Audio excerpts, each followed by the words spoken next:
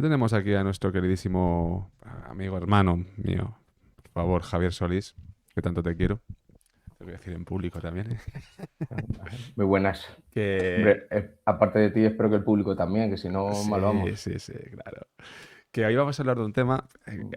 Yo recuerdo, mi abuela en paz descanse, a la que has conocido Mm. en vida suya, me hablaba de la Sibila de Cumas. Me hablaba de la Sibila de Cumas. Tenía siempre esas leyendas ahí en el pueblo, somos del mismo pueblo, Javi y yo. Es que además, precisamente de Extremadura, que hay muchas raíces que si tiras hacia atrás, hay mucho pasado muy vinculado con Roma. De hecho, me acuerdo cuando mis abuelos me comentaban un poco las bodas cómo eran antiguamente en el pueblo, es que había muchas cosas que estaban muy relacionadas con el mito romano. Claro, es que es justo una zona Extremadura que sí que tuvo un proceso Y tanto. intenso de romanización. Pues bueno, el concepto de romanización, que como has estado diciendo antes, tiene Sí, mucha miga, ¿no? También. sí, sí, Pero para sí. que nos entienda la gente un poco a lo que me refiero.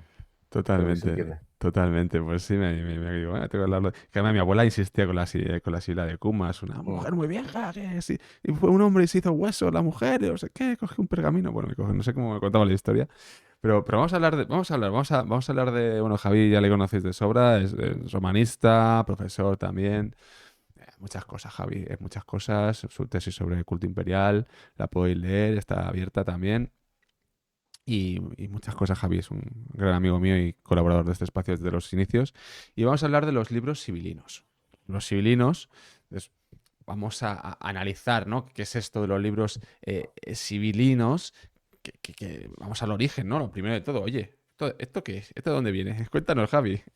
Bueno, los libros sibilinos, ¿no? Los libri sibilini en latín, pues era una colección de profecías oraculares, que es una de las muy antiguas, conservadas.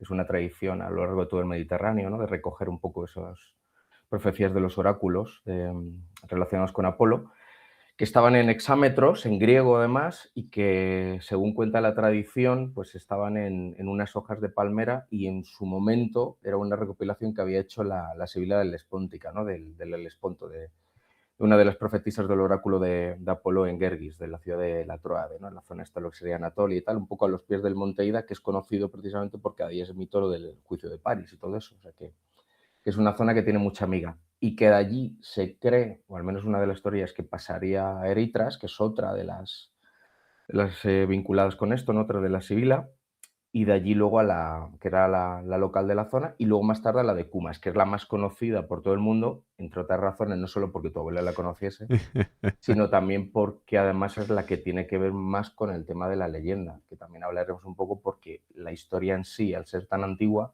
ni siquiera los propios romanos sabían realmente el propio origen. Y también tiene una connotación política detrás, ¿no? Pero bueno, para que la gente nos entienda, ¿por qué son sibilinos? ¿De dónde viene el tema de lo de la sibila, ¿no? ¿Quiénes eran Eso estas es. mujeres? Bueno, pues las síbilas, el equivalente masculino que son los baquis, exactamente lo mismo, eran mujeres que la tradición nos cuenta que tenían dones proféticos, ¿no? Que podían adelantar a través de pues, entrar en los momentos estos de trance con Apolo, que es quien les había dado el don de la posibilidad de ver el futuro, pues hacían estas eh, comentarios, ¿no? Hacían estas referencias al respecto de posibles hechos que podían ocurrir en el futuro, siempre de manera un poco ambigua, porque así no pierdes, ¿no? Como un poco ocurre hoy en día, ¿no? Cuando se habla sobre el futuro, pero sí que, claro, tenían tanto peso que servían muchas veces para encaminar a lo mejor determinadas opiniones políticas. Entonces, a partir de ahí, ¿no? Pues es un poco lo que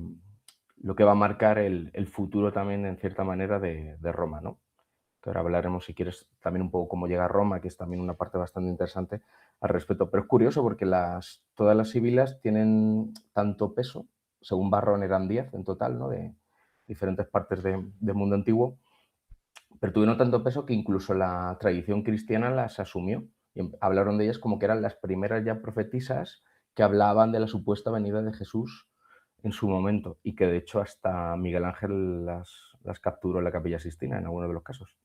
Pues Porque algunas de ellas. esta es la clásica, o sea que es muy interesante cómo se va arrastrando, Mm. es decir, sincretismo o no, ¿no? Pero que se va arrastrando ese tipo de imágenes a las diversas modos de pensamientos, creencias, como lo quieras llamar, y esa línea en el tiempo, cómo llega. Es muy interesante esto, ¿no? Del impacto que tenían las Sí, propias además ya sabes que a sibilas. mí me gusta mucho todo el tema esto de las pervivencias, que ya el otro programa también hablamos, ¿no? De cuando Sí, sí. que había una Con pervivencia una hasta la talla. Roma prácticamente actual en la Sí, ciudad. O sea que al sí, sí, final sí. muchas de las tradiciones que a lo mejor nosotros seguimos perpetuando, no sabemos de dónde vienen y tienen un antecedente ancestral pues muy, muy antiguo. Muy interesante. Y es que el tema de la leyenda de la llegada a Roma también se las trae. Mm. Y luego, aquí dentro de esto, hay que pensar la fuente o las fuentes que nos pueden hablar de esto, ¿vale, Javi? Pero también las que hemos perdido que nos hablan de esto y a lo mejor tienen otros prismas diferentes. Esto también es muy interesante. Pero bueno, háblanos de lo que sabemos. Bueno, sabemos por fragmentos en muchos de los casos, ¿vale? Porque a veces hay autores clásicos que se han perdido, de los cuales solamente tenemos referencia por otro autor secundario. Entonces, muchas veces, claro, tirar del hilo al respecto de esto es complicado. Y también porque, en cierta manera, al ser una leyenda tan antigua que ni siquiera los propios romanos sabían realmente el origen, lo hace más difícil todavía poder un poco atisbar cuál es la realidad. De hecho, hoy en día todavía hay debates historiográficos respecto a muchas veces el propio origen, cuál de las leyendas que se cuenta más o menos puede ser la auténtica.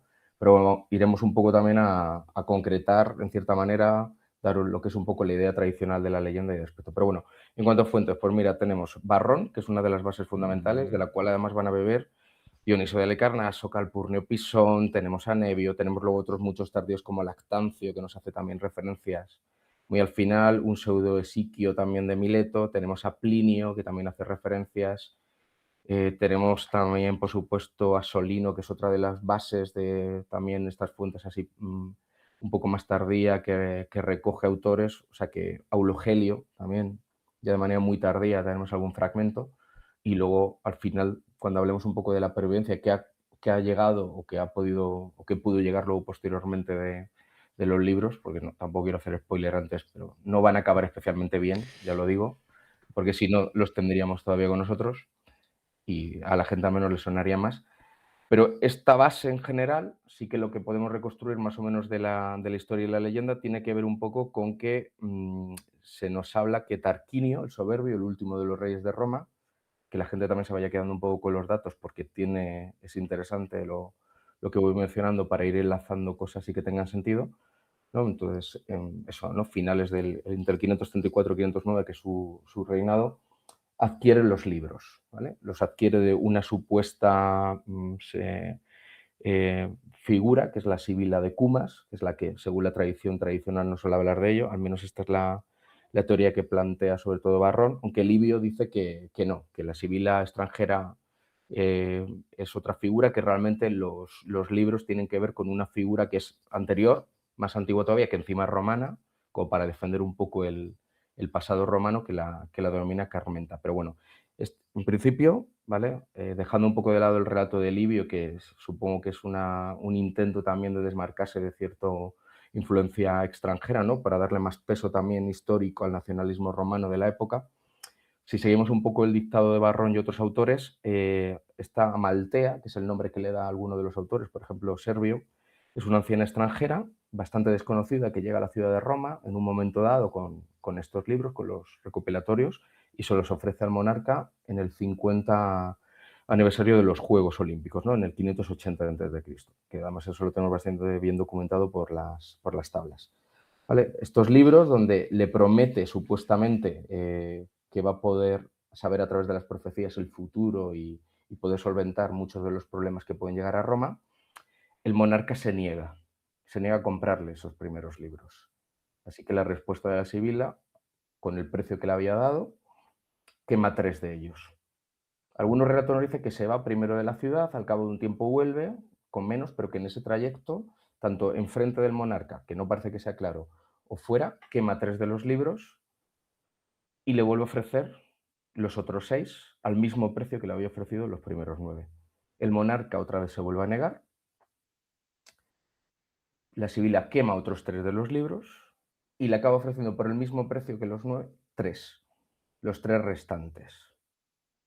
A este respecto, ya el monarca, presionado también un poco por los augures, ¿no? Por los sacerdotes romanos, acaba aceptando. Y a partir de aquí los libros ya van a quedar dentro de lo que es la ciudad de Roma. La Sibila se marcha posteriormente y no volvemos a tener referencia de ella más al respecto de esto, ¿vale? Esto es lo que nos cuentan. Entonces, aquí ya vamos viendo una cierta intencionalidad, ¿vale? Por parte de los autores, por los historiadores romanos. Nos habla de qué intereses podía tener detrás Tarquinio a la hora de comprar los libros realmente cuando se había negado al principio, que es lo que, bueno, vamos a ver un poco qué es lo que puede ser. Pues algunos autores nos hablan que podía ser una manera de intentar atraer referencias extranjeras, religiosas, ¿vale? Foráneas, para intentar contrarrestar un poco la influencia religiosa sabina existente, ¿no? La romana, la propia, para intentar hacer un poco contrapeso, en cierta manera, al Senado romano, bueno, ese primitivo, ¿no? Que podía existir.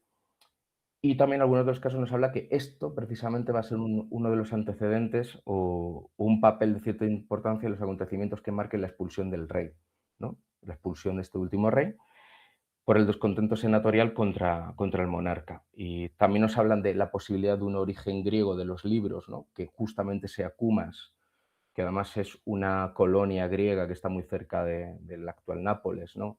Que pudiera servir una manera para que Tarquinio viese un poco en ese horizonte religioso una manera de ampliación de influencia a otras regiones, ¿no? De lo que sería el sur itálico.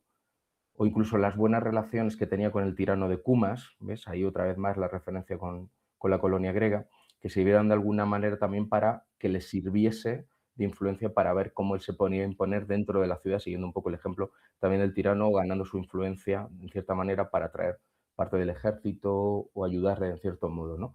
Bueno, hay autores ya más contemporáneos como Gaguet que nos dice que el rey lo que trataba de alguna manera era de dotar de cierto contenido e instrumentos a la religión tradicional de Roma, convertirla más en un carácter nacional y sobre todo tratar de atraerse en cierta manera el favor de las capas más humildes y populares para de alguna manera contrarrestar ese peso, ¿no? de lo que serían los patricios de la aristocracia. Pero el caso es que sabemos que al final de todo lo que acaba ocurriendo es la expulsión, ¿no? Del último de los monarcas y que además esos libros sibilinos van a quedar a cargo de los augures. Por tanto, quedan, es verdad que bajo el control del pueblo romano, pero custodiados también, en cierta manera, por los nobles, ¿no? Por los patricios. Entonces, claro, Bueno, es una historia tremenda. Y ya una vez que están ahí los augures, ¿para qué se utilizan los libros en la historia de Roma? Más allá de lo que nos has contado, ¿no? De esta enclave mm, política, enclave también, ¿no? De enroque con el tema religioso, pero ¿para qué se sirven? pues por lo que sabemos, porque ya te digo que prácticamente nos ha llegado poca información, eran profecías sobre el futuro de Roma, en un Nos cuenta. principio de cualquier tipo, ¿no? Que servían un poco como consulta simplemente. Lo que se planteaba no es una solución directa, ¿vale? Sino más bien como orientaciones divinas a posibles crisis que pudiera existir y que pudiera sufrir Roma. De hecho, por ejemplo, yo qué sé, después de la derrota de Cannas, ¿no? La famosa derrota de Cannas, cuando los van a consultar para ver alguna manera de poder salir adelante, entonces sí que sabemos que en un principio, cuando estaba el rey solicitaba al Senado que hiciera una consulta entre ellos para ver si se decidió o no poder consultar los libros y el Senado daba el visto bueno, adelante. Entonces, una vez ya que entramos en la República, sí que sabemos que el Senado tenía que autorizarlo, ¿no? Tenía que haber un senado consulto para poder consultar los libros. Y una vez que se consultaban, exclusivamente por los sacrificandis, ¿vale? Los sacerdotes encargados del custodio, una vez que se miraba, ahí lo único que había una referencia no era una solución directa, sino simplemente es o algún rito o algún tipo de sacrificio a alguna divinidad o algo por el estilo que sirviese de alguna manera, ¿vale? A través de rituales o de ceremonias para de alguna manera conseguir el beneplácito para poder cambiar esa situación respecto a la que estábamos viviendo anteriormente.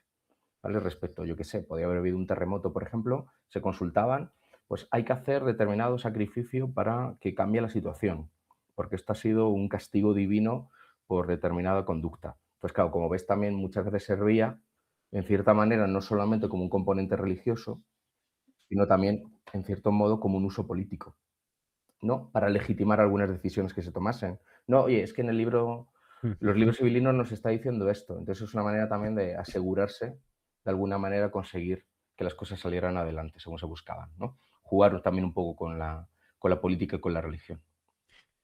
Otra clásica de la historia, vamos. Eso. Otra más. Sota Caballo Rey de la historia, obviamente con muchas vertientes. Ya, pues ya os has contado también quienes lo tenían. O sea, realmente ya nos has mencionado quienes lo tenían. Sí, el colegio sacerdotal, que de hecho va a ir ganando mucho peso, que en un principio son dos individuos solamente, ¿vale? Los Dugonbiri, luego va a pasar a 10, que son los de Kenbiri, y luego al final del todo, en la última época, llegan a ser hasta 15, ¿no? Los Queen de Kinbiri, que van a ser, pues esos, los miembros del Collegium Sacris Faciundis, que son, pues eso, uno de los 4 colegios sacerdotales más importantes que hay, y que obviamente tenían mucho peso, porque ten en cuenta que están custodiando un libro que es bastante importante para los romanos, llamarlo, lo guardan en un principio en el templo de Júpiter, que es el lugar primitivo donde va a estar, que a la postre además las consecuencias que va a haber de guardarlo ahí también es importante. consecuencias que llevamos a la destrucción o vamos a la destrucción de los libros, vamos a las nuevas Venga, copias. A ver, vamos a acabar con ellos, si te parece. cómo acaba esto? Bueno, el caso es que hay un incendio, ¿vale? El famoso incendio del templo de Júpiter, uno de los muchos que hay, porque hay varios, al principio se construyó en madera, luego se va cambiando y demás. Pues en el 83 se quema el templo y justo los libros están ahí dentro, con tan mala suerte que se acaba con todos, se destruyen por completo. Por lo tanto, solución por parte de los romanos, ¿cuál puede ser? Pues hacemos otros. Ahora bien, ¿cómo los conseguimos? Porque claro, ya la Sibilia no está con nosotros. Pues nos tenemos que ir por cada uno de los oráculos, buscando otros libros parecidos, comprándolos y trayéndolos a Roma. Entonces, al final, Cayo Escribonius Curión, que es una propuesta, ¿vale?, de un miembro del Senado, pide una comisión especial y se acaba haciendo. Entonces, una delegación se marcha a diferentes oráculos repartidos, ¿no?, por el Mediterráneo y acaban trayendo en el 76 a.C. libros nuevos recogidos y los acaban estableciendo en el nuevo templo de Júpiter que se había construido, ya asegurándose de que no se fuera a quemar. Y ya esa colección se va a mantener con algunos números de oráculos indígenas, ¿no?, del entorno también de Italia y demás, y esa va a durar hasta prácticamente el 12 a.C., cuando Augusto, una vez ya que él ya como Pontífice Maximus decide posteriormente trasladarlos, en este caso, a una nueva ubicación que va a ser en el templo de Apolo, que también tiene lógica, por lo que estaban mencionando, ¿no?, de dónde proceden las sibilas, de Apolo. Por lo tanto, el lugar que él considera más adecuado es que se establezcan ahí y que estén también resguardados para la posible consulta que se vaya a hacer más adelante. Y ese más adelante tiene un fin también. Esos libros no existen. No, los libros no existen porque, por desgracia, ya no es por un incidente ocasional, ¿no?, como ocurrió la primera vez, sino que son mandados destruir. De hecho, sabemos que son destruidos por Estilión, ¿no? Estilicón, perdón, que es Flavio Estilicón, el general, el famoso general ya de época tardía, ¿no?, de cuando Teodosio, una vez que fallece, pues se queda un poco como regente con Honorio, uno de los hijos, como Magister Minutum, y lo que va a ordenar es destruirlo. Sabemos por alguno de los autores ya tardíos, ¿no?, por Claudio Namaciano, por ejemplo, en su obra de Reditu, que los manda a destruir. Aquí ya sí que hay diferentes teorías al respecto de por qué Estilicón los manda a destruir. Bueno, sabemos que Estilicón no se llevaba especialmente bien con la camarilla alrededor de Honorio, por esas presiones, esos pesos políticos cortesanos que van a existir. De hecho, Estilicón no va a acabar bien porque además va a ser mandado a ejecutar, ¿no?, en el 408, pero se plantea la posibilidad de cuál es el motivo realmente de que Estilicón los mande de destruir, ¿no? Porque al fin y al cabo, un libro tan preciado para los romanos, incluso de manera ya tan tardía, que sea destruido por un general, aunque sea de origen bárbaro, pero él se sentía romano, pues es bastante complicado. Bueno, pues algunos dicen que seguramente porque algunos miembros del gobierno utilizaban los libros para desprestigiarlo. Entonces era una manera, de algún modo, de evitarlo. Otros autores nos dicen que tenía miedo a que esos libros pudieran caer en manos de los alanos, de los subos o de los vándalos, que podían invadir, ¿no?, como terminaron de hacer. Aunque el motivo real, que algunos también están planteando, algunos autores, es que había una profecía muy vinculada con lo que sería el final del imperio y por cuestiones de superstición si acabas con la profecía, acabas con la posibilidad a lo mejor de que acabe cayendo. Y sin embargo, sabemos que va a caer. Y esto va a provocar, en cierta manera, el rechazo de las élites romanas. O sea que a la postre la destrucción del libro no solamente va a suponer el final del Imperio Romano, sino el propio final de Estilicón. O sea que al final, como vemos ahí, hay una vinculación indirecta, una profecía autocumplida, ¿no? Que se dice. Bueno, muy interesante lo que nos has traído hoy, Javi. O sea, que realmente los libros existieron. O sea, Sí, que sí. realmente existieron.